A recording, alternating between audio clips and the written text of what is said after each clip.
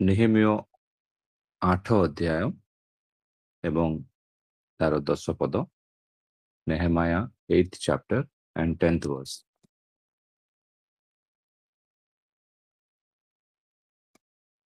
ଆଉ ଆଉ ସେ ସେମାନଙ୍କୁ କହିଲା, ଆପଣା ଆପଣା ପଥରେ ଯାଅ, ଚିକ୍କଣ ଦ୍ରବ୍ୟ ଭୋଜନ କର ଓ ସୁମିଷ୍ଟ ଦ୍ରବ୍ୟ ପାନ କର, ଓ ଯାହା ନିମନ୍ତେ କିଛି ପ୍ରସ୍ତୁତ ହୋଇନାହିଁ ତାହା ନିକଟକୁ ଅଂଶ ପଠାଅ, କାରଣ ଆଜି ଦିନ ଆମ୍ଭମାନଙ୍କ ପ୍ରଭୁଙ୍କ ଉଦ୍ଦେଶ୍ୟରେ ପବିତ୍ର ଅଟେ। ତୁମମାନେ ଦୁଃଖିତ ନ ହୁଅ, ଯେଣୁ ସଦାପ୍ରଭୁ ବିଷୟକ ଆନନ୍ଦ ତୁମମାନଙ୍କର ବଳ ଅଟେ। ଆମେନ୍ ଆମେନ୍। ସଦାପ୍ରଭୁଙ୍କ ବିଷୟକ ଆନନ୍ଦ ତୁମମାନଙ୍କର ବଳ ଅଟେ। ଆଉ ଇଂରାଜୀରେ ମଧ୍ୟ ଆମେ ଦେଖିପାରୁଛୁ ଯେ joy of the Lord is your strength. ଆମେ ଫିଲିପିଓ 3 ଅଧ୍ୟାୟ ତାର ପ୍ରଥମ ପଦରେ ମଧ୍ୟ ପଢୁ। ଆଉ ଏବେ ହେ ମୋର ଭାଇ ଓ ଭଉଣୀ ମାନେ ପ୍ରଭୁଙ୍କ ଠାରେ ଆନନ୍ଦ କର। ପ୍ରକୃତରେ ସେବକମାନଙ୍କର ଜୀବନରେ ସେବା କରୁଥିବା ସମୟରେ ଏବଂ ପ୍ରଭୁଙ୍କ ଠାରେ ଆମେ ଜୀବନ କାଟୁଥିବା ସମୟରେ ଯେତେବେଳେ ଗୋଟେ ବର୍ଷର 10ଟି ମାସ ଚାଲିଯାଏ ଏବଂ ଅନେକ ଆମମାନଙ୍କ ମଧ୍ୟରେ ଥିବେ ଯେଉଁମାନେ ପ୍ରାର୍ଥନା କରୁଛନ୍ତି ଆଉ ପ୍ରାର୍ଥନାର ସହିତ ଜାଗି ରହିଅଛନ୍ତି। ପ୍ରତି ପ୍ରଭାତେ ପ୍ରଭୁଙ୍କ ପାଦ ପାଖେ ଆମେ ଆସି, ପ୍ରଭୁ ମୁଁ 10 ମାସ ହେଲାଣି ଆପଣଙ୍କ ପାଦ ତଳେ ଯାହା ମଧ୍ୟ ମୁଁ ମାଗୁଛି ପ୍ରଭୁ ଏବେ ପର୍ଯ୍ୟନ୍ତ ପାଇନି। ପ୍ରଭୁ ମୋ ଜୀବନରେ ତୁମେ କେବେ ମୋତେ ଆଶୀର୍ବାଦ କରିବ। ଯେମିତି ଅବ୍ରାହମକୁ ଆମେ ଦେଖିପାରିବା, ସେ ଅନେକ ଅନେକ ବର୍ଷ ପ୍ରଭୁଙ୍କୁ ସେ ଯଜ୍ଞ ବେଦୀ ଆସି ସେ ବିନତି କରୁଥାନ୍ତି ଯେ ପ୍ରଭୁ ତୁମେ ମୋତେ କେବେ ଆଶୀର୍ବାଦ କରିବ। ପ୍ରକୃତରେ ପ୍ରିୟ ଭାଇ ଓ ଭଉଣୀମାନେ, ଆମେ ଏଇ ସକାଳ ସମୟରେ ପ୍ରଭୁଙ୍କ ଠାରେ ସଦାପ୍ରଭୁଙ୍କ ଠାରେ ଆମେ ଆନନ୍ଦିତ ଅଟୁ କି? ମୁଁ এই ବିଷୟଟା ଜଣେ ପ୍ରଭୁଙ୍କ ଦାସ ଯିଏକି ପ୍ରଭୁଙ୍କ ସେବାରେ ଅଛି, ମୋ ଠାରୁ ମୁଁ ଆରମ୍ଭ କରିବା ପାଇଁ ଚାହେଁ। ପ୍ରଭୁଙ୍କ ଠାରେ ଯଦି ମୋର ଆନନ୍ଦ, ମୋର ଉଲ୍ଲାସ ନଥାଏ, ତାହେଲେ ପ୍ରଭୁଙ୍କ ସହିତ ମୁଁ ଆଗକୁ ବଢ଼ିବାଟା କେତେ ଦୂର ଏଇ ବିଷୟକୁ ନେଇକି ମୁଁ ପ୍ରମାଣିତ କରିପାରିବି ଯେ ମୁଁ ପ୍ରକୃତରେ ପ୍ରଭୁଙ୍କର ସେବା କରୁଛି, ଏହା ଗୋଟେ ପ୍ରଶ୍ନ ମୋ ଜୀବନରେ ରହିଯାଏ। ଆଜି ଅନେକ ଆଦିବାସୀ ଗାଁ ମାନଙ୍କରେ, ଆଜି ଅନେକ ଜାଗା ମାନଙ୍କରେ ଯେଉଁ ଜାଗାରେ କି ପ୍ରଭୁଙ୍କ ପାଇଁ ଭୟଙ୍କର ପ୍ରକାରର ତାଡ଼ନା, ନିନ୍ଦା ଏବଂ ଜୀବନକୁ ହରାଇ ବସାଇଛନ୍ତି ଲୋକମାନେ। ସାରା ପୃଥିବୀର ଦୃଷ୍ଟି ଥିଲା ସେଇ ଗାଜା ଉପରେ ଯେତେ ଦିନ ପର୍ଯ୍ୟନ୍ତ ଗାଜାର ସେଟଲମେଣ୍ଟ ହେଇନଥିଲା। କିନ୍ତୁ କେହି ମଧ୍ୟ ଜଣେ ନାଇଜେରିଆରେ, ସୁଦାନରେ, କଙ୍ଗୋରେ ଯେଉଁ ଲୋକମାନଙ୍କୁ ପ୍ରାର୍ଥନା ସଭାରେ ମାରି ଦିଆଯାଉଛି, ଯେଉଁ ଲୋକମାନଙ୍କୁ ଗାଁ ସହିତ ଗାଁରେ ଥିବା ସମସ୍ତଙ୍କୁ ହତ୍ୟା କରା ଦିଆଯାଉଛି, ତା ସତ୍ତ୍ୱେ ମଧ୍ୟ ଗୋଟିଏ ଜିନିଷ ଆମେ ନ୍ୟୁଜ୍ ଚ୍ୟାନେଲ ଖୋଲିରେ ଦେଖିପାରିବା ଯେ the church in Africa has not stopped worshipping the Lord. Africa ଦେଶରେ ଥିବା ସେହି ମଣ୍ଡଳୀ ପରମେଶ୍ୱରଙ୍କର ଉପାସନା କରିବାରେ ସେମାନେ ହାରି ନାହାନ୍ତି। କେଉଁଠୁ ପାଉଛନ୍ତି ସେମାନେ ସେହି ଆନନ୍ଦ? କେଉଁଠୁ ସେମାନେ ସେଇ ସ୍ରୋତ, ସେଇ ପରମେଶ୍ୱର ଯିଏକି ପ୍ରଥମ ଦିନରେ ଆମମାନେ ଯେତେବେଳେ ପ୍ରଭୁଙ୍କ ପାଖକୁ ଆସିଥାଉ ସେତେବେଳେ ପ୍ରଭୁ ଆନନ୍ଦିତ କରିଥାନ୍ତି, ଆଉ ପ୍ରଭୁଙ୍କର ଆନନ୍ଦର ସହିତ ଆମେ ପ୍ରଭୁଙ୍କର ସେବା କରିଥାଉ, ମଣ୍ଡଳୀକୁ ଯାଇଥାଉ। କିନ୍ତୁ 30 ବର୍ଷ, 40 ବର୍ଷ, 80 ବର୍ଷ ମୁଁ ଭାବିପାରୁନି ଯେ ଆମେ ଏଇ ପ୍ରକାର ଗୋଟେ ଜୀବନ ଆମେ କାଟି ପାରିବା କି? ଆଉ ଏଇଟା ଏତେ ସହଜ କି? କିନ୍ତୁ ବାଇବଲ କହୁଅଛି, ବାଇବଲ ଆରମ୍ଭରୁ କହୁଅଛି ଯେ ପ୍ରଭୁଙ୍କ ଠାରେ ଆନନ୍ଦିତ ହୁଅ। ପ୍ରଭୁ ଆମମାନଙ୍କୁ ଆନନ୍ଦ ଦିଅନ୍ତି, ଆଉ ସେ ଆନନ୍ଦକୁ ଆମେ ଯେତେବେଳେ ହରାଇଥାଉ, କେବେ ହରାଇଥାଉ? ଯେବେ ଆମେ ଦୈନନ୍ଦିନ ଜୀବନରେ ଆସୁଥିବା ଖୁସି, ଏଠି ଗୋଟେ ଫରକ ଆମେ ଦେଖିପାରୁଛୁ, happiness versus joy. Happiness is maybe it depends on mood. ମୁଁ ଆଜି ଖୁସି ଅଛି କି? ମୁଁ ଆଜି ଖୁସି ଅଛି କି? ଏଇଟା ଗୋଟେ ସମୟକୁ ଦର୍ଶାଏ, ଆଉ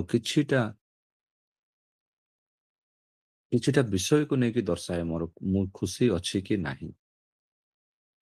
କିନ୍ତୁ ଆନନ୍ଦ ପରମେଶ୍ୱର ଦିଅନ୍ତି, ଆନନ୍ଦ ତୈଳ ପରମେଶ୍ୱର ଦିଅନ୍ତି, ଏବଂ ଆମେ ପ୍ରକୃତରେ ପରମେଶ୍ୱରଙ୍କ ଠାରେ ଆନନ୍ଦିତ ଅଛୁ କି ନାହିଁ।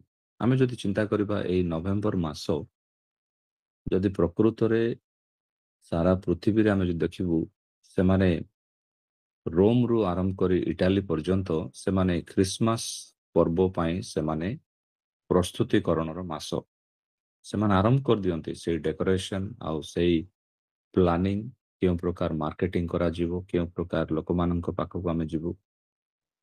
କିନ୍ତୁ ପ୍ରକୃତରେ ଏଇଟା ଗୋଟିଏ ମାସର ଆନନ୍ଦ ନୁହେଁ। ଏଇଟା କେବଳ ଆମମାନଙ୍କୁ ଖୁସି କରିବା ପାଇଁ, ଅନ୍ୟମାନଙ୍କୁ ଖୁସି କରିବା ପାଇଁ। କିନ୍ତୁ ଆମେ ଯେତେବେଳେ ଜହନ ଲିଖିତ ସୁସମାଚାର 15 ଅଧ୍ୟାୟର 11 ପଦ ମଧ୍ୟ ଆମେ ପଢୁଛୁ, ସେଠି ଲେଖାଯାଏ, ମୁଁ ତୁମକୁ ଏସବୁ କଥା କହିଛି, ତାହେଲେ ମୁଁ ଯେପରି ଆନନ୍ଦରେ ଅଛି, ତୁମେ ମଧ୍ୟ ମୋ ପରି ଆନନ୍ଦ ପାଇବ। ମୁଁ ଚାହେଁ ତୁମ୍ଭର ଆନନ୍ଦ ସମ୍ପୂର୍ଣ୍ଣ ହେଉ। 3 ଥର ଆମେ ଦେଖିପାରୁଛୁ ଯୀଶୁଖ୍ରୀଷ୍ଟଙ୍କୁ ସେ ଆନନ୍ଦ, ଆନନ୍ଦ ଏବଂ ଆନନ୍ଦ ସେଇ ବିଷୟରେ ହିଁ କୁହନ୍ତି। ମୁଁ ଜାଣିନି ଆପଣମାନଙ୍କ ମଧ୍ୟରେ କେତେ ଜଣ ଆପଣ ସ୍ମରଣରେ ରଖିଛନ୍ତି, କିନ୍ତୁ ଆଜିକୁ 25 ବର୍ଷ ତଳେ ଯେତେବେଳେ ପ୍ରଭୁଙ୍କ ସାନ୍ନିଧ୍ୟକୁ ମୁଁ ଆସିଥିଲି, ପ୍ରଭୁଙ୍କୁ ଗ୍ରହଣ କରିଥିଲି, ସେଇ ଦିନ ମାନଙ୍କରେ ସେଇ ମିଶନାରୀ ମାନେ ଗୋଟେ ଗୀତ ଗାଆନ୍ତି, ଆନନ୍ଦ ଆନନ୍ଦ କିପରି କହିବି କେତେ ଆନନ୍ଦ, କେତେ ଆନନ୍ଦ ମୁଁ କିପରି କହିବି। ଯେତେବେଳେ ଗାଁ ମାନଙ୍କରେ ଗୋଟେ ଛୋଟିଆ ପରିବାରରେ ପ୍ରାର୍ଥନା ହୁଏ, ସେମାନଙ୍କ ପ୍ରତ୍ୟେକ ଦୁଃଖ ମଧ୍ୟରେ ଯେତେବେଳେ ଏ ଗୀତ ଗାଆନ୍ତି, ସେ ଆନନ୍ଦକୁ ମୁଁ କହିପାରିବିନି। ସେମାନେ ସେ ଗୀତରେ ପ୍ରକାଶିତ କରନ୍ତି, ଆନନ୍ଦ ଆନନ୍ଦ କିପରି କହିବି କେତେ ଆନନ୍ଦ। ଯୀଶୁଖ୍ରୀଷ୍ଟ ପାପ କ୍ଷମା କଲେ, ବଡ଼ ଆନନ୍ଦ। ପାପ କ୍ଷମାରେ ହିଁ ଆମମାନେ ବଡ଼ ଆନନ୍ଦ ପାଇଥାଉ।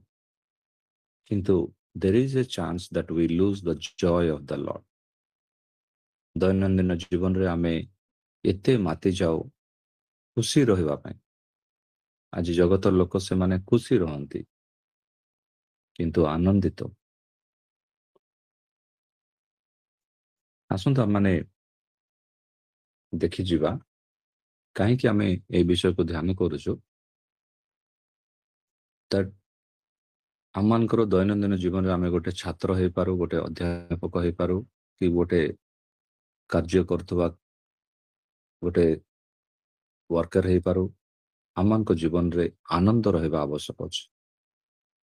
ଅନ୍ୟମାନଙ୍କୁ ଖୁସି କରିବା, ମୁଁ ଖୁସି ହେବି ତାହା ନୁହେଁ, କିନ୍ତୁ ମୁଁ ଆନନ୍ଦିତ ରହିବା ଆବଶ୍ୟକ ଅଛି। ପ୍ରଥମ ବିଷୟ ଆମେ ଯାହା ଦେଖିଯିବା ତାହା ହେଉଛି ଦ ଜୟ ଅଫ୍ ସାଲଭେସନ, ପରିତ୍ରାଣର ଆନନ୍ଦ। ପରିତ୍ରାଣର ଆନନ୍ଦ ଆମେ ପ୍ରେରିତ 16 ଅଧ୍ୟାୟର 34 ପଦ ଯେତେବେଳେ ପଢୁ, ତାପରେ ସେଇ କାରାଧ୍ୟକ୍ଷ ପାଉଲ ଓ ଶିଲାଙ୍କ ଘରକୁ ଡାକି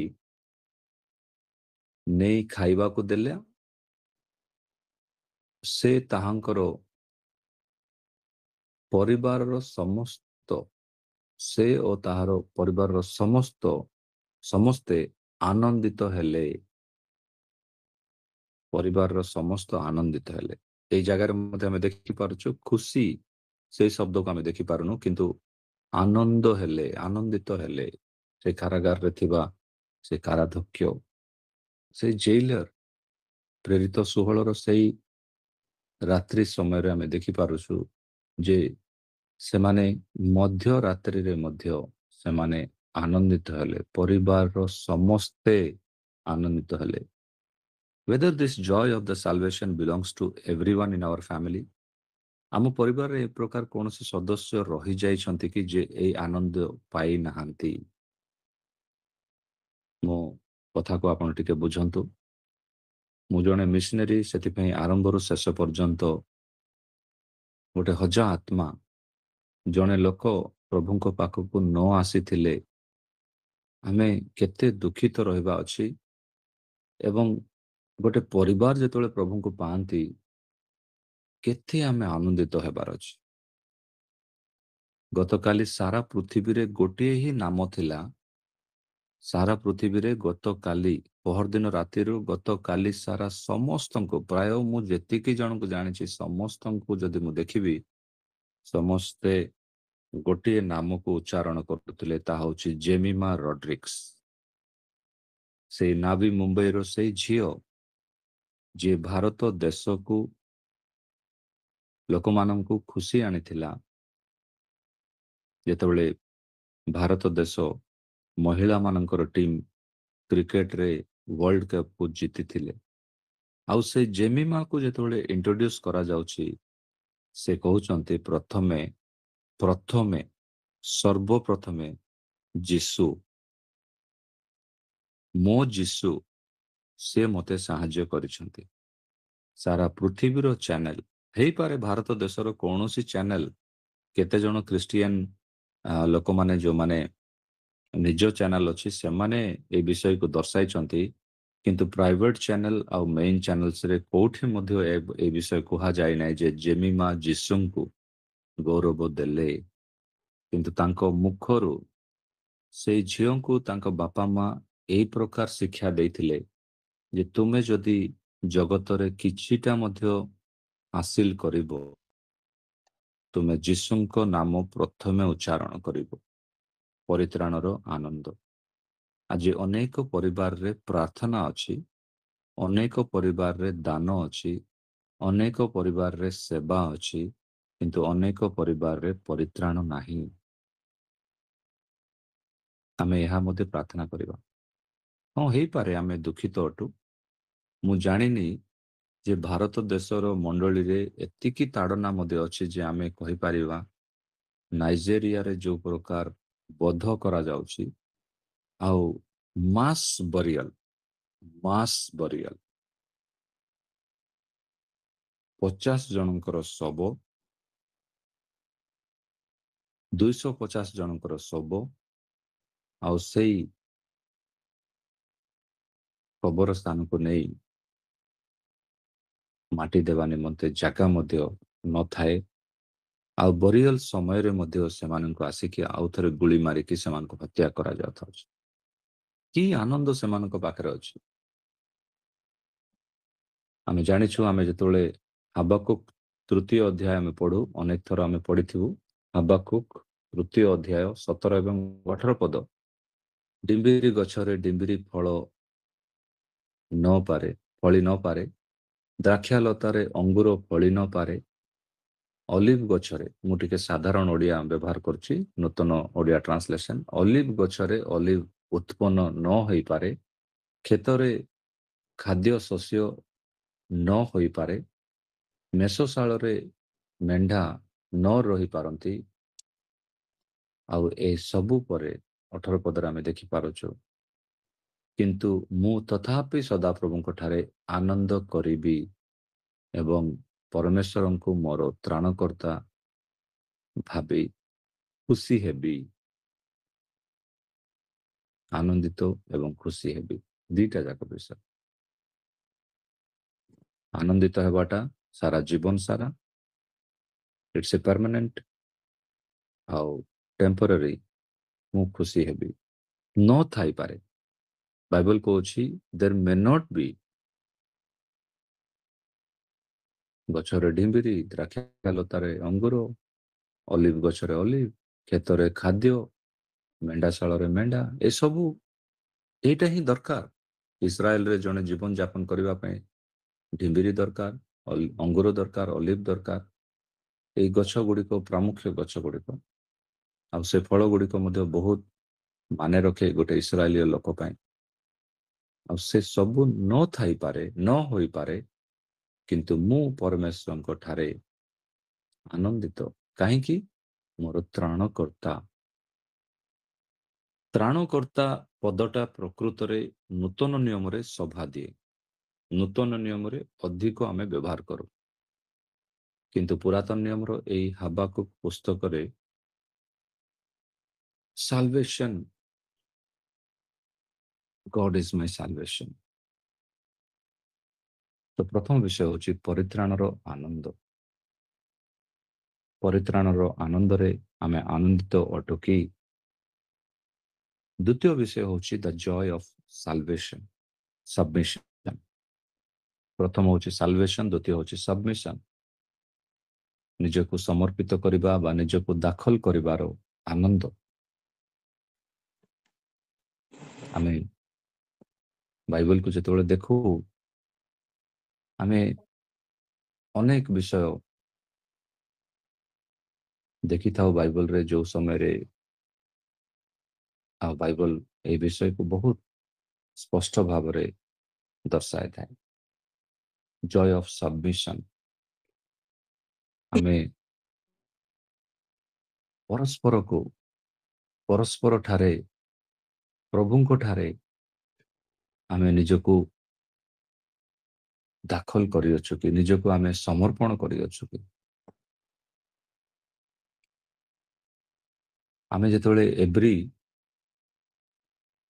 12 ଅଧ୍ୟାୟ ତାର 2 ପଦ ପଢୁ, ସେତେବେଳେ ଆମେ ଦେଖିପାରୁ ଆମ୍ଭେ ସର୍ବଦା ଯୀଶୁଙ୍କ ଉଦାହରଣ ଗ୍ରହଣ କରିବା ଉଚିତ। ଆମ ବିଶ୍ୱାସର ନେତା ଯୀଶୁଖ୍ରୀଷ୍ଟ ଅଟନ୍ତି। ସେ ଆମର ବିଶ୍ୱାସକୁ ସିଦ୍ଧ କରନ୍ତି। ସେ କରୁଣା ଉପରେ ମୃତ୍ୟୁର ଯାତନା ଭୋଗିଛନ୍ତି, ସେ କ୍ରୁଶ ଉପରେ। କିନ୍ତୁ ସେ ଆମେ ଦେଖିପାରୁଛୁ ଯେ ପରମେଶ୍ୱର ତାହାଙ୍କର ସମ୍ମୁଖରେ ଯେଉଁ ଆନନ୍ଦର ଲକ୍ଷ୍ୟ ରଖିଥିଲେ, ସେଥିପାଇଁ ସେ ତାହା କଲେ। ପରମେଶ୍ୱର ତାହାଙ୍କ ସମ୍ମୁଖରେ ଯେଉଁ ଆନନ୍ଦର ଲକ୍ଷ୍ୟ, ସେଥିପାଇଁ ସେ ତାହା କଲେ। ଆମମାନଙ୍କର ଜୀବନରେ ଗୋଟେ ଆନନ୍ଦର ଲକ୍ଷ୍ୟ ଅଛି, ଆଉ ତାହା ମଧ୍ୟ ଆମେ ପଢିପାରୁଛୁ। ଯେତେବେଳେ ଆମେ ଏଫେସୀୟ 5:18-21 ପର୍ଯ୍ୟନ୍ତ ପଢିବା, ସେଠି ମଧ୍ୟ ଆମେ ଦେଖିପାରୁଛୁ ସ୍ତୁତି, ଭଜନ, ଆଧ୍ୟାତ୍ମିକ ଗୀତ ସହିତ ପରସ୍ପରକୁ ଉତ୍ସାହିତ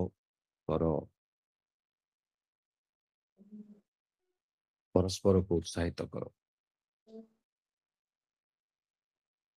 ଜୟ ଅଫ ସବମିଶନ। ପରସ୍ପରକୁ ଉତ୍ସାହିତ କର ଏବଂ ପରସ୍ପରକୁ ଏଇ ଲକ୍ଷ୍ୟ ଦେଇକି ଆମେ ଉତ୍ସାହିତ ଦେବାର ଅଛି ଯେ ଆମମାନଙ୍କର ସମ୍ମୁଖରେ ଗୋଟେ ଲକ୍ଷ୍ୟ ଅଛି।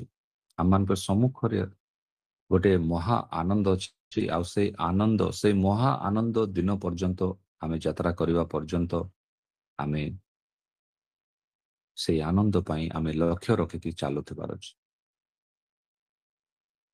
ତୃତୀୟ ବିଷୟ ହେଉଛି ଦ ଜୟ ଅଫ ସାଣ୍ଟିଫିକେସନ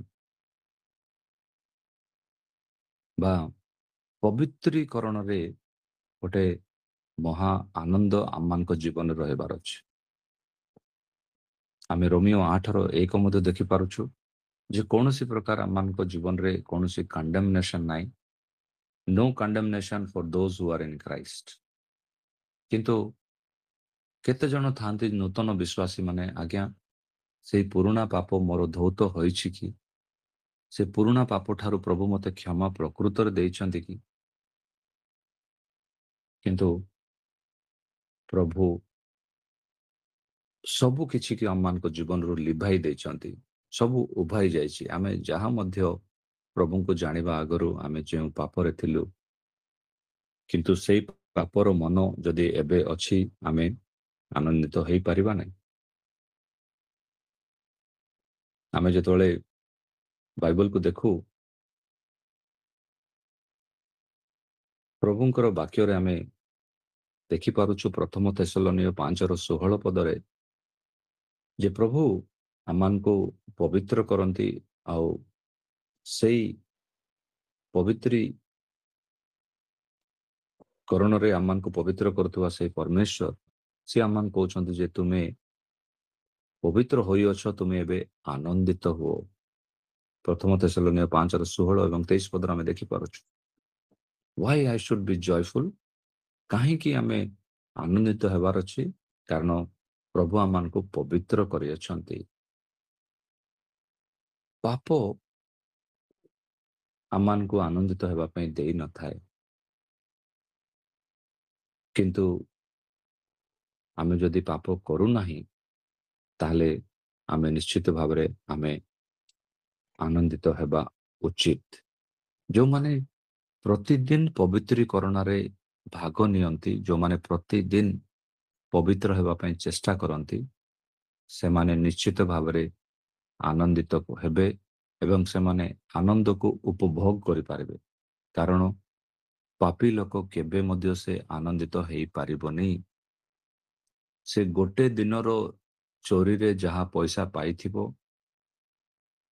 ଡକାୟତ କରି ଯାହା ପଇସା ପାଇଥିବ, ଲାଞ୍ଚ ନେଇକି ଯାହା ପଇସା ପାଇଥିବ, ତାହିଁରେ ସେ ଖୁସି ହେଇପାରିବ, କିନ୍ତୁ ଆନନ୍ଦିତ ହେଇପାରିବନି। କାହିଁକି? ତାହା ଚିରକାଳ ନୁହେଁ। ସେଥିରେ ସାଙ୍କ୍ଟିଟି ନାହିଁ, ସେଥିରେ ସେଣ୍ଟଲିନେସ୍ ନାହିଁ। ଗୋଟେ ସାଧୁ ଯେଉଁ ପ୍ରକାର ସାଧୁତ୍ୱ ଦ୍ୱାରା ପବିତ୍ରତା ଦ୍ୱାରା ଆନନ୍ଦ ହେଇଥାଏ, ଜଣେ ପାପୀ କେବେ ହେଇପାରିବନି। ସେତିକି ନୁହେଁ, ଚତୁର୍ଥ ବିଷୟ ଯଦି ଆମେ ଦେଖିବା, there is also a joy in the scripture. ଧର୍ମଶାସ୍ତ୍ର ଦ୍ୱାରା ମଧ୍ୟ ଆମେ ଆନନ୍ଦିତ ହେବା ଆବଶ୍ୟକ ଅଛି। ଆମେ ପଢିଯିବା ଗୀତ ସଂହିତା 119 ତାର 54 ପଦ ପଢନ୍ତୁ ଦୟାକରି। ଗୀତ ସଂହିତା 119 ଏବଂ ତାର 54 ପଦ।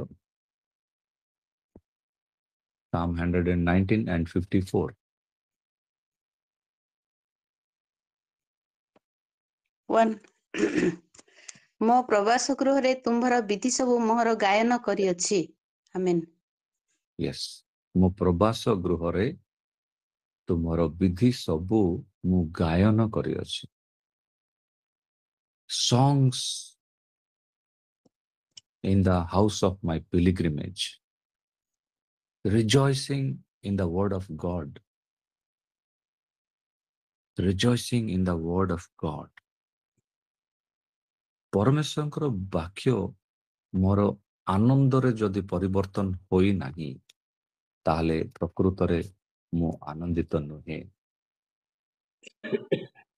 ଆଉ ଅନେକ ଅଛନ୍ତି ଯେଉଁମାନେ ଅନେକ ଜାଗାରୁ ସେମାନେ ସେମାନଙ୍କର ଆନନ୍ଦକୁ ସେମାନେ ଟାଣନ୍ତି, ସେ ଖଣିରୁ ସେମାନେ ଟାଣିବା ପାଇଁ ଚେଷ୍ଟା କରନ୍ତି, କିନ୍ତୁ ବହୁତ କମ ଲୋକ ଅଛନ୍ତି ଯେଉଁମାନେ ପରମେଶ୍ୱରଙ୍କର ବାକ୍ୟରେ ଆନନ୍ଦିତ ହୁଅନ୍ତି ଆଉ ସେ ଆନନ୍ଦକୁ ସେମାନେ ସେ ଖଣିରୁ ସେ ମାଇନ୍ସରୁ ସେମାନେ ଟାଣି ଆଣନ୍ତି।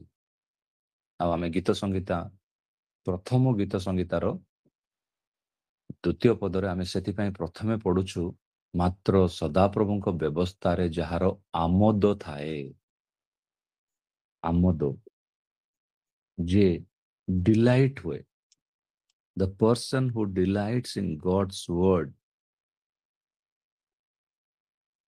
ଗଭୀର ଜଳ ମଧ୍ୟକୁ ଯାଇକି ଯେ ମୋତି ଏବଂ ମଣି ଗୁଡ଼ିକ ଆଣେ, ସେଇ ପ୍ରକାର ପରମେଶ୍ୱରଙ୍କ ବାକ୍ୟର ସମୁଦ୍ରରେ ଯେଉଁମାନେ ଦିବା ରାତ୍ରି ସଦାପ୍ରଭୁଙ୍କର ବ୍ୟବସ୍ଥାରେ ଆମୋଦ ଯାର ଥାଏ, ଆମୋଦ, that means there is a joy of meditating the scriptures. ଆନନ୍ଦ, ଖୁସି ନୁହେଁ। ହଁ, ଗୋଟେ ପଦ ଆଜି ପଢିଦେଲି ଯେଉଁମାନେ, ଆଉ ଗୋଟେ ଆଶୀର୍ବାଦର ବଚନ ଯେଉଁମାନେ ଶୁଣି ଦିଅନ୍ତି, ବାଃ ବହୁତ ଖୁସି ଲାଗିଲା, ତାହା ନୁହେଁ। Every day word of God is my delight. ଆଉ ସେତିକି ନାହିଁ, ସେଇ ଗୀତ ସଂହିତା 119ର 162 ପଦ ମଧ୍ୟ ପଢି ଦିଅନ୍ତୁ। ସେଇ ଗୀତ ସଂହିତା 119ର 162 ପଦ।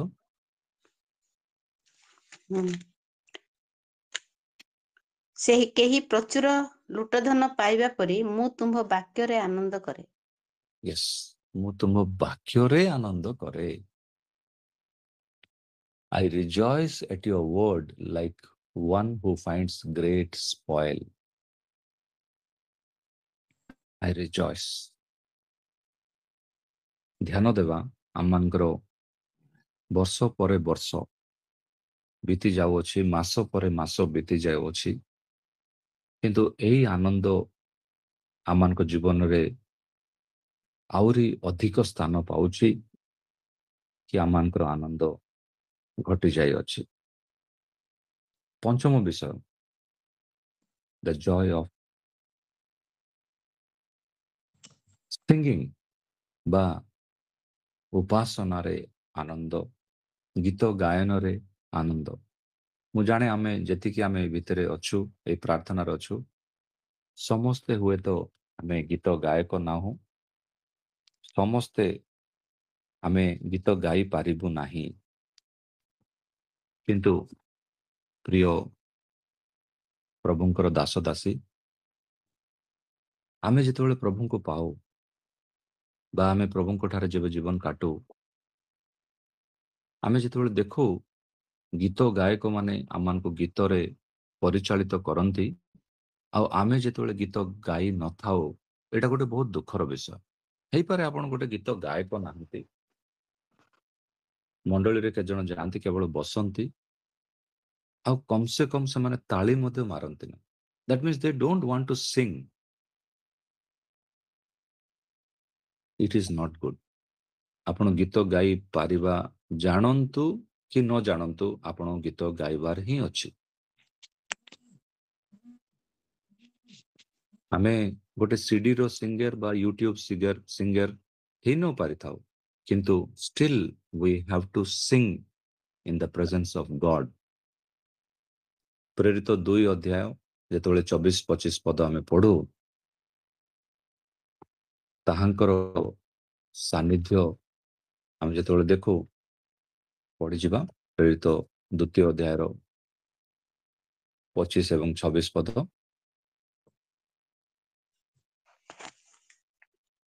ଦାଉଦ ତ ତାହାଙ୍କ ବିଷୟରେ କହନ୍ତି, ହଁ, ମୁଁ ସର୍ବଦା ମୋହର ସମ୍ମୁଖରେ ପ୍ରଭୁଙ୍କୁ ଦର୍ଶନ କରୁଥିଲି, କାରଣ ମୁଁ ଯେପରି ବିଚଳିତ ନ ହୁଏ, ସେଥିପାଇଁ ସେ ମୋହର ଦକ୍ଷିଣ ପାର୍ଶ୍ୱରେ ଅଛନ୍ତି।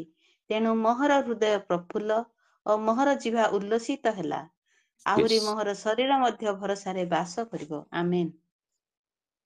ମୋହର ହୃଦୟ ଏବଂ ମୋହର ଜିହ୍ବା। କଣ ପାଇଁ? ଜିହ୍ବା ଦ୍ୱାରା ଆମେ କଣ କରୁ? ତାଙ୍କର ସ୍ତବ ଗାନ କରୁ, ତାହାଙ୍କର ଗୀତ ଗାନ କରୁ। ଆଉ ଆମେ ଦେଖିପାରୁଛୁ ଏହି ବିଷୟ ପ୍ରେରିତ ମାନଙ୍କର ଜୀବନରେ ଥିଲା। ସେମାନେ ଦାଉଦଙ୍କ ଭଳିଆ ଗୀତ ସଙ୍ଗୀତ ସେମାନେ ଲେଖିନଥିଲେ। ମୁଁ ଭାବୁଛି ପ୍ରେରିତ ମାନଙ୍କର ଏତିକି ସମୟ ନଥିଲା ଯେ ସେମାନେ ଗୀତ ଲେଖିବେ ଆଉ ପୁରାତନ ନିୟମ ପରି ସେମାନେ ଗୀତ ସଙ୍ଗୀତା ନୂତନ ନିୟମରେ ସେମାନେ ରଚନା କରିବେ। କିନ୍ତୁ ଗୋଟେ ଜିନିଷ ଆମେ ଦେଖିପାରୁଛୁ ଯେ ସେମାନେ ଗୀତ ଗାନ କରୁଥିଲେ, ସେମାନେ ଗାଉଥିଲେ। ସେଥି ନିମନ୍ତେ ଆମେ ଦେଖିପାରୁଛୁ ପାଉଲ ଏବଂ ଶିଲା ସେମାନେ କାରାଗାରରେ ଥିଲେ, ବହୁତ କଷ୍ଟରେ ଥିଲେ ଏବଂ ବହୁତ ଦୁଃଖରେ ଥିଲେ। କିନ୍ତୁ ପ୍ରେରିତ 16 ଅଧ୍ୟାୟର 25 ପଦକୁ ଆମେ ଯେତେବେଳେ ଆସୁଛୁ, ଆଉ ସେଠି ଆମେ ଦେଖିପାରୁଛୁ ଯେ about midnight, କିନ୍ତୁ ପ୍ରାୟ ମଧ୍ୟରାତ୍ରିରେ ପାଉଲ ଏବଂ ଶିଲା ଈଶ୍ୱରଙ୍କ ନିକଟରେ ପ୍ରାର୍ଥନା ଓ ସ୍ତବ ଗାନ କରୁଥିଲେ। ପାଉଲ ଓ ଶିଲାଙ୍କୁ କୌଣସି ପ୍ରକାର ଗୁଗୁଲ ମିଟ୍ ଆଉ ୟୁଟ୍ୟୁବ ନଥିଲା। ସେ କି ପ୍ରକାର ଗୀତ ଗାଉଥିଲେ, ଏତେ ମାଡ଼ ଖାଇଲା ପରେ, ଏତେ ତାଡ଼ନା ପ୍ରାପ୍ତ ହେଲା ପରେ, ତାହା ମଧ୍ୟ ମଧ୍ୟରାତ୍ରି ଶୋଇବା ସମୟରେ ସେ ଗୀତ ଗାଉଥିଲେ। Yes, no problem. ଆପଣ କାମ କରୁଥିବା ସମୟରେ ହେଇପାରେ, ଆପଣ ଗାଡ଼ି ଚଲାଉଥିବା ସମୟରେ ହେଇପାରେ।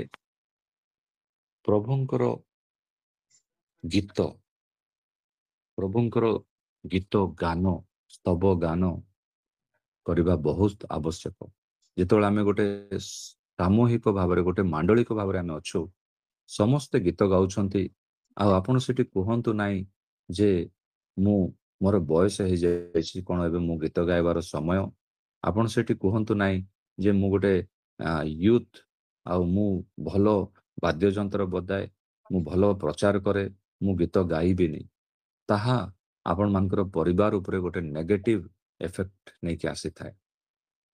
ଆମେ ଯେତେବେଳେ ପ୍ରଭୁଙ୍କ ସମ୍ମୁଖରେ ସନ୍ନିଧ୍ୟରେ ଆମେ ଅଛୁ, ଆମେ ସମସ୍ତେ ସ୍ତବଗାନ କରିବାର ଅଛି। ଆଉ ଆଜିର ଡେଟ୍ରେ ଅନେକ ବିଜାତୀୟ ମାନେ ସେମାନେ ରାସ୍ତାରେ ଗୀତ ଗାଇକି ଯାଉଛନ୍ତି, ଯୋଉମାନେ କି ଗୀତ ଗାଇବାଟା ଜାଣିନାହାନ୍ତି।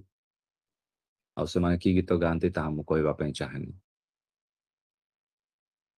ସେତିକି ନୁହେଁ, ଦେର୍ ଇଜ୍ ଏ ଜୟ ଅଫ୍ ସପ୍ଲିକେସନ।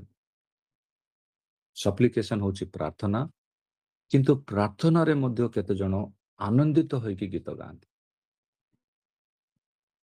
ଆନନ୍ଦିତ ହୋଇକି ପ୍ରାର୍ଥନା କରିବା,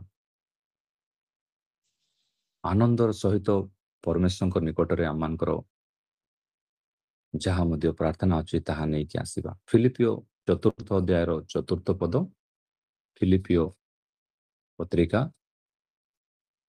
4th ଅଧ୍ୟାୟ ତାର 4th ପଦ।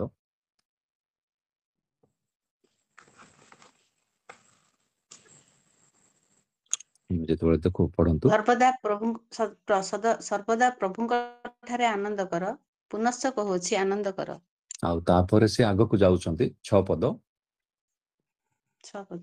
କୌଣସି ବିଷୟରେ ଚିନ୍ତିତ ହୁଅ ନାହିଁ, କିନ୍ତୁ ସମସ୍ତ ବିଷୟରେ ପ୍ରାର୍ଥନା ଓ ବିନତି ଦ୍ୱାରା ଧନ୍ୟବାଦ ସହ ତୁମମାନଙ୍କର ନିବେଦନ ସବୁ ଈଶ୍ୱରଙ୍କ ନିକଟରେ ଜଣାଅ। ୟେସ୍। ଆଉ ଆରମ୍ଭ କରୁଛନ୍ତି ପାଉଲ, ପ୍ରଥମ 4 ପଦରେ ସେ ଆରମ୍ଭ କରୁଛନ୍ତି ଏଇ ଭାଗଟିକୁ। ଆଉ ଏଇ ପାରାଗ୍ରାଫକୁ ଆମେ ଦେଖିପାରୁଛୁ, ସର୍ବଦା ପ୍ରଭୁଙ୍କ ଠାରେ ଆନନ୍ଦ କର। ତାପରେ ହିଁ ସେ ପ୍ରାର୍ଥନା ବିଷୟରେ କହୁଛନ୍ତି। ଆନନ୍ଦର ସହିତ ପ୍ରାର୍ଥନା, ରୋଦନ ସହିତ ପ୍ରାର୍ଥନା ଅଛି। ଆମେ ହାନାଙ୍କୁ ଦେଖିପାରୁଛୁ, ପ୍ରଥମ ସାମୁଏଲ 1ମ ଅଧ୍ୟାୟର 10 ପଦ, 15 ପଦ, 16 ପଦ, 18 ପଦ। କିନ୍ତୁ ଆମେ ଦେଖିପାରୁଛୁ ତାଙ୍କ ଜୀବନରେ, ହାନାଙ୍କ ଜୀବନରେ ସେଇ ଦୁଃଖ ମଧ୍ୟରେ ମଧ୍ୟ ସେ ପ୍ରଭୁଙ୍କ ଠାରେ ସେ ଆନନ୍ଦିତ ହେବାଟା ସେ ଶିଖିଥିଲେ। ପ୍ରଥମ ସାମୁଏଲ 1ମ ଅଧ୍ୟାୟର 18 ପଦ ପଢିଯିବା। ପ୍ରଥମ ସାମୁଏଲ 1ମ ଅଧ୍ୟାୟର 18 ପଦ।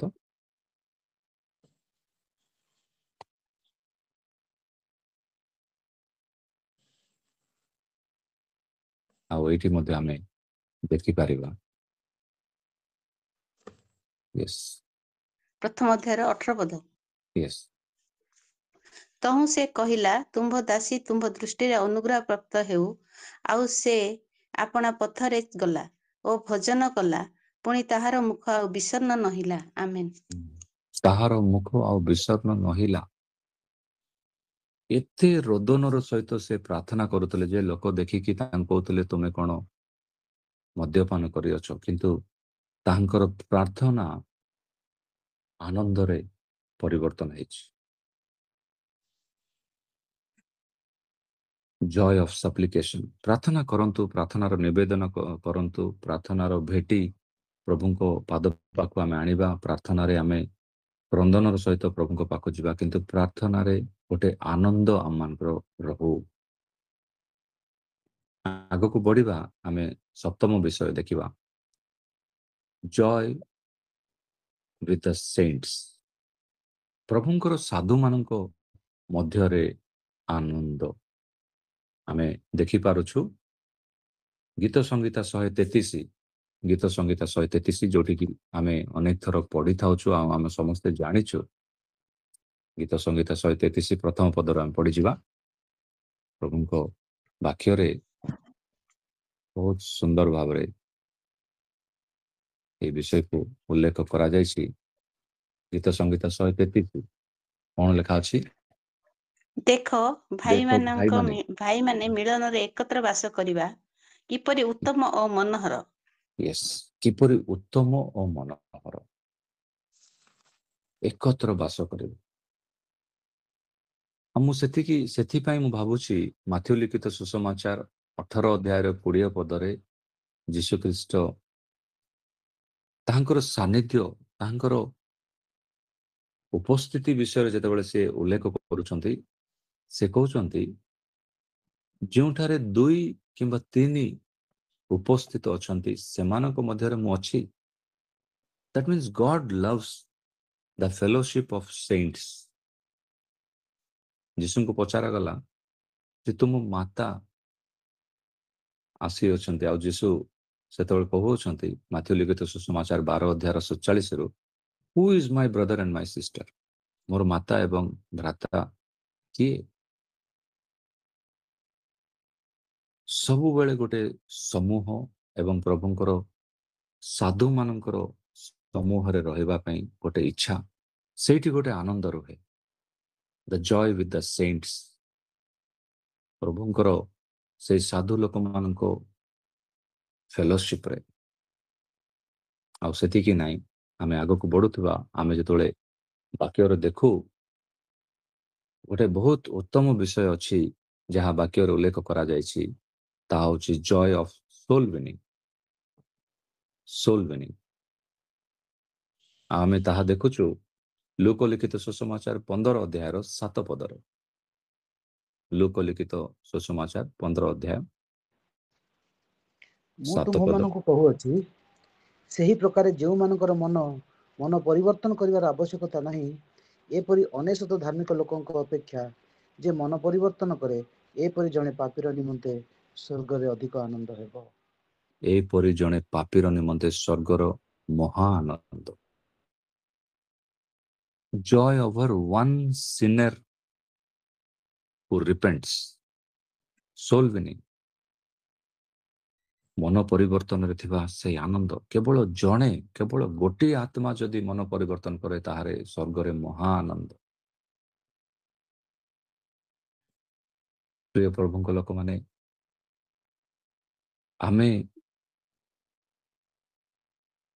ଲୋକମାନଙ୍କୁ, ହଜା ଆତ୍ମାମାନଙ୍କୁ ଆମେ ଟାଣି ଆଣୁଛୁ, କିନ୍ତୁ ଯେଉଁମାନେ ନରକ ଆଡ଼କୁ ଯାଉଛନ୍ତି, ଯେଉଁମାନେ ପାପର ବେତନ ସହିତ ଏହି ଜଗତକୁ ଛାଡ଼ି ଯାଉଛନ୍ତି, ସେମାନଙ୍କୁ ପ୍ରଭୁଙ୍କ ପାଦ ପାଖକୁ ଆଣିବାର ଆନନ୍ଦ। ଆମେ ଯାକୋବ ପତ୍ରିକା 5ମ ଅଧ୍ୟାୟରେ 20 ପଦ ମତେ ପଡ଼ିଯିବା। ଜେମ୍ସ 5:20। ଜେମ୍ସ 5:20। ତେବେ ଯେ ପାପୀକୁ ଭ୍ରାନ୍ତି ପଥରୁ ଫେରାଇ ଆଣେ, ସେ ହଁ। ଯେ ତାହାର ଆତ୍ମାକୁ ମୃତ୍ୟୁରୁ ରକ୍ଷା କରେ ଓ ବହୁତ ପାପ ଆଚ୍ଛାଦନ କରେ, ଏହା ଜାଣ। ଏହା ଆମେନ୍। ଜାଣ। ଅନେକ ସେବା ଅଛି। ମୁଁ ମନା କରୁନି, ସାମାଜିକ ସେବା ଅଛି, ଯୁବା ଯୁବତୀ ମାନଙ୍କ ମଧ୍ୟରେ ସେବା ଅଛି, ମଣ୍ଡଳୀରେ ପ୍ରଚାର କାମର ସେବା ଅଛି, ମଣ୍ଡଳୀରେ ଗୀତ ଗାୟନର ସେବା ଅଛି, ଆରେଞ୍ଜମେଣ୍ଟ କରିବାର ସେବା ଅଛି। କିନ୍ତୁ ଗୋଟିଏ ସେବା ବିଷୟରେ ଏଠି ଲେଖା ଅଛି, ସେ ସେବା ହେଉଛି ଏଇ 20 ପଦ। ଆଉ ସେଇଟା ନୂତନ ନିୟମରେ ଥିବା ସବୁଠାରୁ ଜ୍ଞାନବାନ ଲୋକ, ସେ ତାଙ୍କର ପତ୍ରିକାର ଶେଷରେ ସେ କହୁଅଛନ୍ତି, ଆଉ ଏଇଟା କେବେ ପାସର ନାହିଁ। Let him know that whoever brings back a sinner from his wandering will, ତେବେ ଯେ ପାପୀଙ୍କୁ ଭ୍ରାନ୍ତି ପଥରୁ ଫେରାଇ ଆଣେ, ସେ ଯେ ତାହାର ଆତ୍ମାକୁ ମୃତ୍ୟୁରୁ ରକ୍ଷା କରେ ଓ ବହୁତ ପାପ ଆଚ୍ଛାଦନ କରେ, ଏହା ଜାଣ। ଇଟର୍ନାଲ ଡେଥ୍। ଆଜି ହଜାର ସଂଖ୍ୟାରେ, ଲକ୍ଷ ସଂଖ୍ୟାରେ ଲୋକ ଇଟର୍ନାଲ ଡେଥକୁ ଯାଉଛନ୍ତି। 85,000 ଲୋକ ସମ୍ମୁଖରେ ସେ ଝିଅଟି ଗୋଟିଏ ନାମ ଉଲ୍ଲେଖ କରିଥିଲେ ଯେ ମୋ ଯୀଶୁ ମୋ ସହିତ ଅଛନ୍ତି। ଏଇ କ୍ରିକେଟ ମ୍ୟାଚ୍ ହେଇପାରେ, ଭାରତ ପାଇଁ ମୁଁ ଜିତିଛି।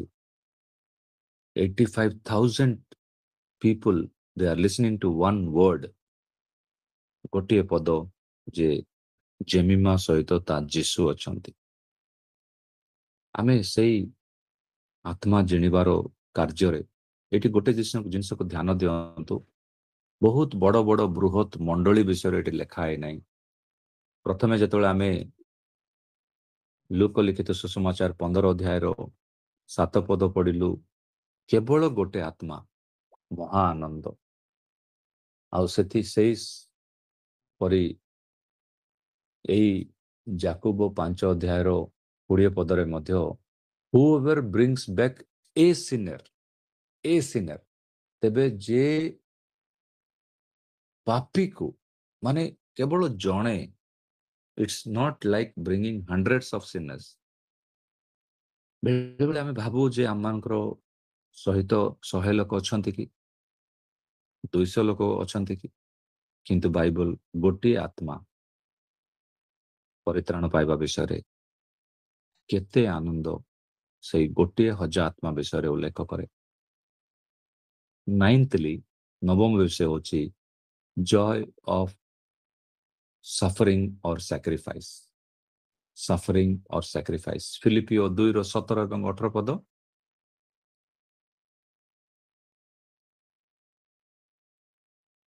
ଫିଲିପିଓ 2 ତାର 17 ଏବଂ 18 ପଦ। ହଁ, ଆଉ ଯଦି ମୋହର ରକ୍ତ ତୁମ୍ଭମାନଙ୍କ ବିଶ୍ୱାସ ସମ୍ବନ୍ଧୀୟ ସେବାରେ ପେୟ ନୈବେଦ୍ୟ ପରି ଢଳାଯାଏ, ତେବେ ମଧ୍ୟ ମୁଁ ଆନନ୍ଦିତ ଓ ତୁମ୍ଭମାନଙ୍କ ସହିତ ତୁମ ସମସ୍ତଙ୍କ ସହିତ ଉଲ୍ଲସିତ। ଆଉ ୟେସ୍, ସେହି ପ୍ରକାର ତୁମ୍ଭେମାନେ ମଧ୍ୟ ଆନନ୍ଦ କର ଓ ମୋ ସହିତ ଉଲ୍ଲାସ କର। ଡିପ୍ ଆଙ୍ଗୁଇସ୍। ସାଧୁ ପାଉଲଙ୍କ ଜୀବନରେ ଏହାଠାରୁ ଆଉ କୌଣସି କଷ୍ଟ ନଥିଲା। ଏତେ ସେ ଯନ୍ତ୍ରଣାରେ ଥିଲେ।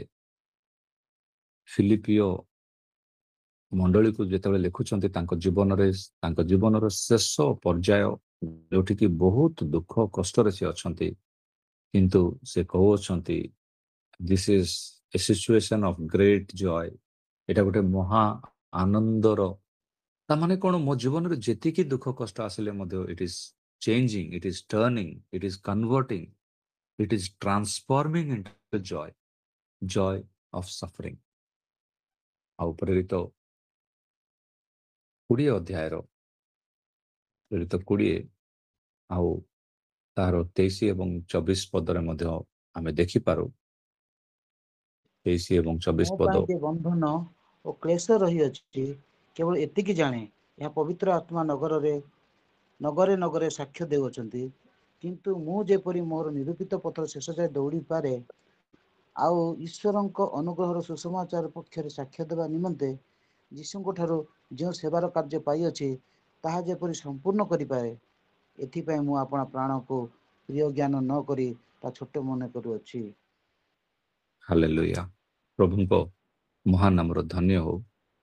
ପ୍ରଭୁ ଏଇ ପ୍ରକାର ମନ ଆମମାନଙ୍କୁ ସମସ୍ତଙ୍କୁ ଦିଅନ୍ତୁ ଯେ ଆମେ ଯେତେବେଳେ ଦୁଃଖ କଷ୍ଟ କ୍ଲେଶ ମଧ୍ୟରେ ଯାଉ, ଆମେ ପ୍ରଭୁଙ୍କ ପାଇଁ ଯେତେବେଳେ ଦୁଃଖ ଉଠାଇଥାଉ, ତାହା ମହା ଆନନ୍ଦ ମନେ କରିବା ପାଇଁ ପ୍ରଭୁ ସାହାଯ୍ୟ କରନ୍ତୁ। ଆମେ ଆୟୁବଙ୍କୁ ଦେଖୁ, ଆୟୁବ 30ର 25 ପଦରେ।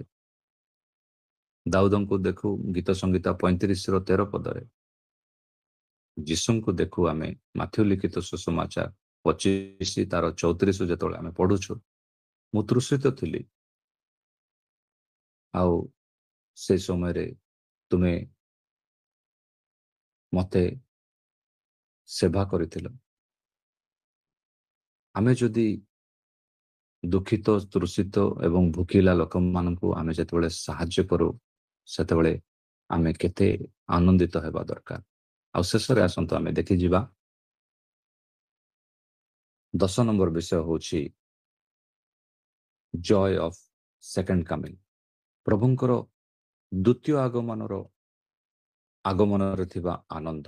ଆମେ ଫିଲିପିଓ 4ର 4 ପଦ ଆମେ ପଢିଯିବା। ଫିଲିପିଓ 4ର 4 ଏବଂ 5 ପଦ। ସର୍ବଦା ପ୍ରଭୁଙ୍କ ଠାରେ ଆନନ୍ଦ କର। ପୁନଶ୍ଚ କହୁଛି ଆନନ୍ଦ କର। 5 ପଦ। ତୁମ୍ଭମାନଙ୍କର ମୃଦୁପଣ ସମସ୍ତ ଲୋକଙ୍କ ନିକଟରେ ପ୍ରକାଶିତ ହେଉ। ପ୍ରଭୁ ନିକଟବର୍ତ୍ତୀ। ପ୍ରଭୁ ନିକଟବର୍ତ୍ତୀ, ୟେସ୍, ତାହା ଆବଶ୍ୟକ। ପ୍ରଭୁ ନିକଟବର୍ତ୍ତୀ, ସେଥିପାଇଁ ଆନନ୍ଦିତ ହୁଅ। ପ୍ରଭୁ ଆସିବେ, ପ୍ରଭୁ ଆସିବେ। ହଁ, ପ୍ରଭୁ ଆସିବେ।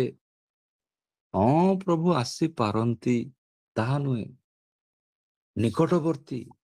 ଦ Lord's coming is at hand. ଆମେ ଏଇ ପ୍ରକାର ଗୋଟେ ଜଗତରେ, ଆଧୁନିକ ଜଗତ, ଆର୍ଟିଫିସିଆଲ ଇଣ୍ଟେଲିଜେନ୍ସର ଜଗତରେ ଆମେ ଅଛୁ, ଯୋଉଠି ଚୀନ କହୁଛି ଯେ ଆଉ ସନ୍ତାନ ସନ୍ତତି ମାନେ ଜନ୍ମ କରିବା ପାଇଁ ମାତାର ଗର୍ଭ ଆବଶ୍ୟକ ନାହିଁ, ଆମେ ମେସିନ ଦ୍ୱାରା ମଧ୍ୟ ଆମେ ପିଲାମାନଙ୍କୁ ଜନ୍ମ କରିପାରିବୁ। ସେଇ ପ୍ରକାର ଗୋଟେ ଜଗତରେ ଆମେ ବାସ କରୁଛୁ। ପ୍ରଥମ କରନ୍ଥୀୟ 16 ଅଧ୍ୟାୟର 22 ପଦ, ପ୍ରଥମ କରନ୍ଥୀୟ 16 ଅଧ୍ୟାୟର 22 ପଦ ଆମେ କଣ ଦେଖୁଛୁ? ପ୍ରଭୁ ଆସୁଅଛନ୍ତି, ସେଥିପାଇଁ ଆନନ୍ଦିତ ହୁଅ। ଯଦି କେହି ପ୍ରଭୁଙ୍କୁ ପ୍ରେମ ନ କରେ ତେବେ ସେ ଶାପଗ୍ରସ୍ତ ହେଉ। ପ୍ରଥମ 16:22 ତ କହିଲେ। ପ୍ରଥମ କରନ୍ଥୀୟ 16:22। ଆଜ୍ଞା, ହଁ। ଯଦି କେହି ପ୍ରଭୁଙ୍କୁ ପ୍ରେମ ନ କରେ ତେବେ ସେ ଶାପଗ୍ରସ୍ତ ହେଉ। ଆଉ ଆଗକୁ ପଢି ଚାଲନ୍ତୁ। ମାରାନାଥା, ପ୍ରଭୁ ଯୀଶୁଙ୍କ ଅନୁଗ୍ରହ ତୁମ୍ଭମାନଙ୍କର ସହବର୍ତ୍ତୀ ହେଉ। ୟେସ୍, ଖ୍ରୀଷ୍ଟ ଯୀଶୁଙ୍କ ଠାରେ ମୋର ପ୍ରେମ ମାରାନାଥା ହଉଛି, ମାରାନାଥାର ଅର୍ଥ ହଉଛି ଦ ଲର୍ଡ କମ୍ସ ଭେରି ସୁନ୍। ପ୍ରଭୁ ଶୀଘ୍ର ଆସୁଅଛନ୍ତି, ଅତି ଶୀଘ୍ର। ଏହି ଆନନ୍ଦର ବାର୍ତ୍ତା ପ୍ରଭୁ ପାଉଲଙ୍କ ଦ୍ୱାରା କରନ୍ଥୀୟ ମଣ୍ଡଳୀକୁ ଦେବା ପାଇଁ ଚାହୁଁଥିଲେ। ମାରାନାଥା, ପ୍ରଭୁଙ୍କର ଆଗମନ ଅତି ଶୀଘ୍ର। Rejoice, he is coming, he is coming. ଆଉ ତାହା ଆମେ ବାଇବଲରେ ଥିବା ସବୁଠାରୁ ଶେଷରେ ଥିବା ଯୋଉ ପ୍ରତିଜ୍ଞାକୁ ଆମେ ଦେଖିବା, ପ୍ରକାଶିତ 22:20 ପଦ, ପ୍ରକାଶିତ 22:20 ପଦ ପଢିକି ଆମେ ଶେଷ କରିବା। ଏଇଟା ହଉଛି 10 ନମ୍ବର ବିଷୟ, ଦ ଜୟ ଯେ ଅଫ୍ ଏହି ସେକେଣ୍ଡ ସମସ୍ତ କମିଂ। ବିଷୟରେ ସାକ୍ଷ୍ୟ ଦେଉଅଛନ୍ତି, ସେ କହନ୍ତି, ସତ୍ୟ, ଆମ୍ଭେ ଶୀଘ୍ର ଆସୁଅଛୁ। ଆମେନ୍। ହେ ଆମେ ପ୍ରଭୁ ଯୀଶୁ ଆସନ୍ତୁ। ଆସ। ଏହା ସତ୍ୟ ଯେ ଆମେ ଶୀଘ୍ର ଆସୁଅଛୁ, କିନ୍ତୁ ଏହି ସତ୍ୟର ବାର୍ତ୍ତାକୁ ଧରି ଆମେ ଆନନ୍ଦିତ ଅଟୁ କି? May the Lord bless all of us with the joy of his second coming.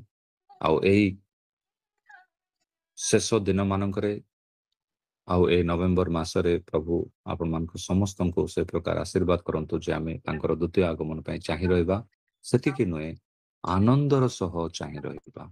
God bless you all. Amen.